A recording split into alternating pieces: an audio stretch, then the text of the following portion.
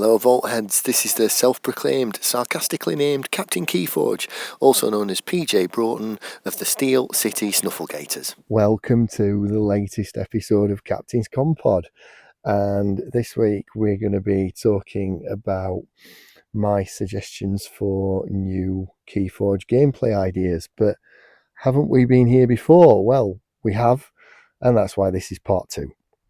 So this is part two, other things that I had thought about that I didn't really have time for last time. So first of all, reference cards. So reference cards came in Dark Tidings. That's the first time we got a reference card.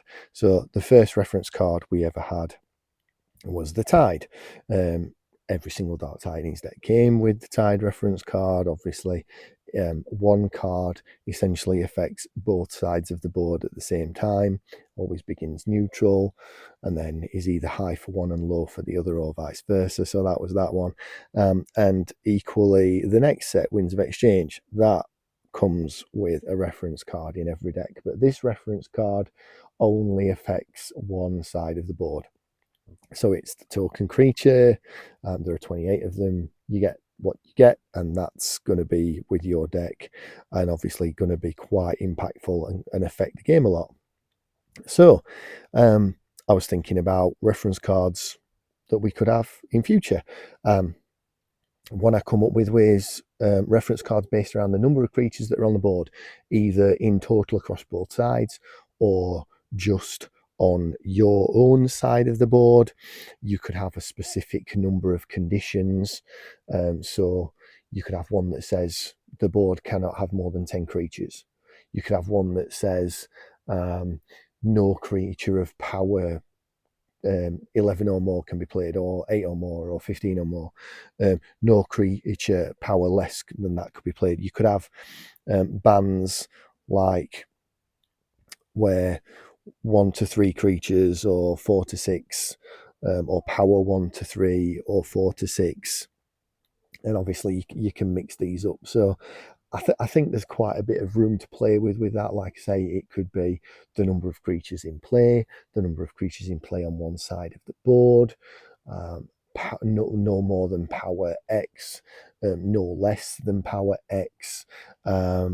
Equally, it could sort of impact creatures from the side. So it could have something that went from left to right. So it could be something that damages your opponents from left to right, 3, 2, 1, or it could be something that allows you every turn to capture onto a couple of creatures.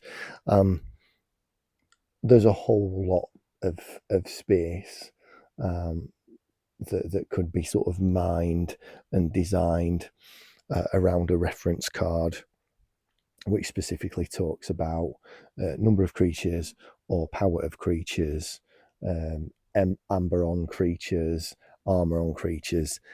There's a lot of stuff you could do with that one. So that's going to bring me on to the next one that I sort of thought about, which is an individual Archon ability. So every deck comes with an Archon card as it is. So you could give each one an ability. Now, I mean, you could have, for example, 28 abilities, 4 per house, but you could have 5 per house, 35. You could have 3 per house. You could have any sort of number you wanted. You could have a variety of ways of using your Archon ability. So, for instance, you could spend a point of amber to trigger it, or you could gain chains to trigger it, or you could pay your opponent to trigger it. Equally, they could impact your side of the board. They could impact your opponent's side of the board. They could impact both. Again, there's a lot of stuff you could do. So you could have a card ability, wipe the board, destroy every creature on the board. You could have an ability, destroy every artifact on the board. You could have an ability, each of your creatures captures one. You could have an ability, each undamaged creature from the other side captures one from its own side. I mean, you know, every single action card that's ever sort of been put into the game could realistically be one of these Archon card abilities. So again, there's a whole lot you could do with it. It would be getting the balance right across the set, because if you were giving some cards something like too much to protect, um, and then something else like the flex, I mean, which one of those is better? I'll say this: at least the flex and Zarkon card ability, um, you should always be able to trigger it. But yeah, getting the balance right so that they were all good, but not overpowered, would be the trick. And then the final one is virus. So trigger warning. You could have a reference card that's a virus, and again, you could have a set number of viruses, and get one of however many viruses you do, whether it be 4, 8, 10, one per house, two per house, whatever. On that one as well, I would have a keyword, infect, which would be within the set. So you can have some creatures reap, infect a creature with your virus, fight, infect a creature with your virus, etc., etc. So play, fight, reap, action, whatever, infect. Now, viruses could be positive, they could also be negative. So positive viruses could be things like, um, when a creature infected with this virus reaps, gain an amber, so everything's going to reap for 2. Viruses could be when you fight, steal 1, when you fight, capture 1. I mean, when you fight, capture 1 would be a very sanctum virus to have. Reap, steal 1 would be quite a shadows virus to have. Those are positive ones. You could have negative ones.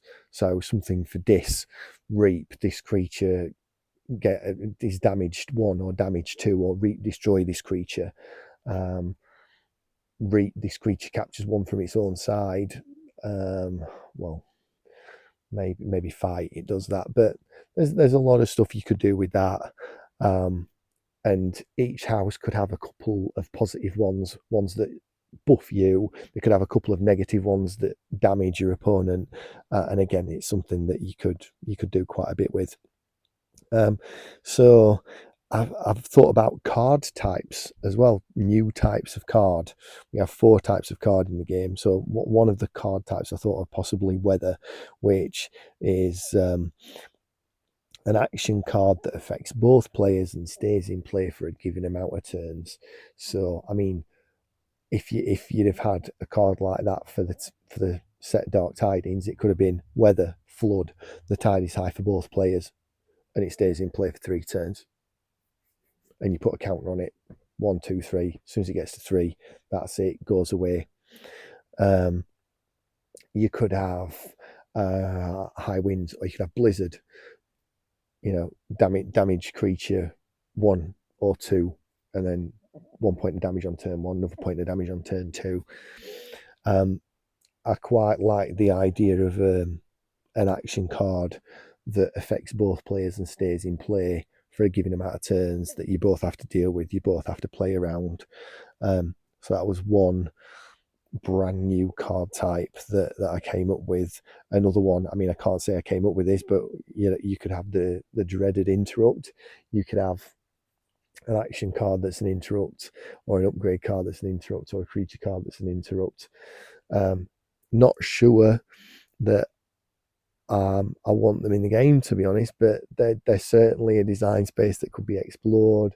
There's a whole lot of things you could do there.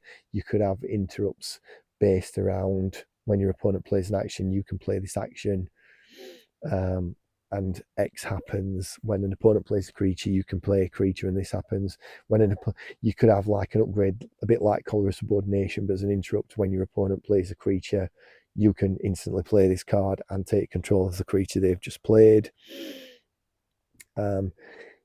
Same with, you could do it to artifacts, you could do it even to upgrades. There's a lot you could do with that. But as I say, for me, I kind of like I'm no thanks. I'm not sure I would want to see that in the game. It is an idea. It's an area that's got a lot of design space. You could do an awful lot with it. But for me, to be fair, I wouldn't want to see that in the game. Um, I also had to think about different set themes. So we've had mutation as a theme, obviously. We've had dark tidings as one of the themes. That one obviously had the theme of the tide flitting backward and forth, and it's a theme based around water. Equally, the the next one that's coming up is winds of exchange. So I mean, the theory of that is trading and exchange, but also wind. I know the wind isn't actually the predominant; it's more the exchange. But we've had a set with tide, we've had a set with wind. So I mean, the four elements of classical Europe are water, wind, fire. Fire's one. So could we have a set with a theme based around fire? I mean, again, we're a game of forge and forging keys out of amber. So certainly fire. Um, that is something I think you could make something out of theme wise. And again, the other classical element, water, wind, fire, would be earth. Could we possibly have a theme based around earth? I mean, well, you could have a bit of that. You could have something based around maybe the break crucible, the fabric of the land of the crucible is breaking apart, tectonic plates or continental drift or continental crush as all the continents get pulled together. You could possibly have an eclipse theme um, based around, can you see the sun? Can you not see the sun? Can you see the moon? Can you not see the moon? You could have supernova and have it so that that set, if you don't win within a certain amount of turns, a star goes supernova and literally takes crucible with it. I mean, that would probably be a great terminal set. Not that I would ever want to see that, but yeah, that could be good.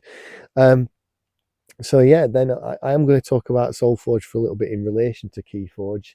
So obviously it's a unique deck game, just like KeyForge. I think Alliance sort of maybe borrows a little bit from Soulforge in that Soulforge has four factions, our houses, and you stick two together to make your deck. Whereas in KeyForge, obviously Alliance, you would put three houses together to make your deck. It plays very differently, very differently. Um, one of the things that I sort of don't like about it is the number of cards. Um, I mean, there are literally 1,600 plus cards from set one, and that's because of their way they work. They're a bit like the Saurus and bot cards of Mass Mutation, Umbrasaurus, Lycosaurus, um, Umbra bot, like a bot. Every house has so many creatures, and then there's a buff that gets applied to those creatures, which is called a forge, and those are the cards that are the closest to that KeyForge has ever produced. Um, One of the things I did like about it though is that they have tournaments that are storyline tournaments where you could be, for instance, playing a house and they call up, right, everyone who is playing House Mars at the moment, draw a card. Um, that's one of the best ways I can put it in KeyForge terms because I want to keep things in KeyForge terms. Um, there are things that could definitely be of interest to KeyForge that are in it, but there are pros and cons. But it plays very differently to KeyForge. Um, but equally, I think collecting decks is going to be very similar to KeyForge in that people are only going to want good ones. They're never going to want bad ones. Bad ones are not going to be effectively worthless, just like all the middle to average ones in KeyForge are basically, unless it's like in the top 2% of decks, it's pretty much worthless. But yeah, I may talk about that more, but if I do, it's going to be in its own content because this is KeyForge content. There are things that are good about it that I think we can learn from it, such as, like I say, story events. Possibly they're having specific creatures and then buffing them, but it's not that KeyForge hasn't done that already, because it has, to be fair. It's just they're getting it right. And I do like that it's tidier, and I do also like the way the cards upgrade themselves over the course of the game, which is something they do, which KeyForge doesn't really do. We have upgrades, but they don't work in the same way. They're a whole different type of card and different mechanic.